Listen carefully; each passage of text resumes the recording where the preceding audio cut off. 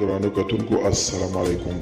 زه محمد سلمان همدرد د حق غږ پښتو چینل خبري لنډیز کې ستاسو قربا اوس تاسو پام را اړوم د مهمو خبرونو لنډیز. د افغانستان لپاره د پاکستان ځانګړي استازي محمد صادق ویلي چې دغه هیواد د پارلمان رئیس په راتلونکي پنځشنبې په ورځ په یو درې ورځنی سفر کابل ته راشي. نوموړي ویلي چې کابل ته د اسد قیصر د سفر موخه د دوه اړخیزو اړیکو پیاوړتیا او د اختلافاتو له منځه وړل دي.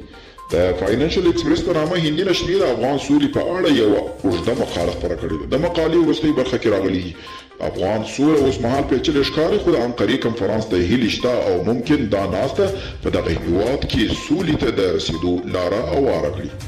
د ایراني رسنیو د راپورونو له مخې په سوریه کې په یوه پیښه کې د دوه ایراني نظامیان وژل شوي دي.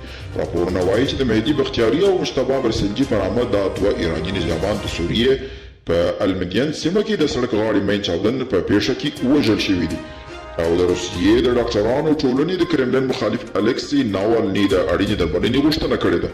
دا وروسته له هغه چې ناوالني دوشنبې خبر ورکړ چې په زندان کې سخت ټوخي او تبې نیولې دي.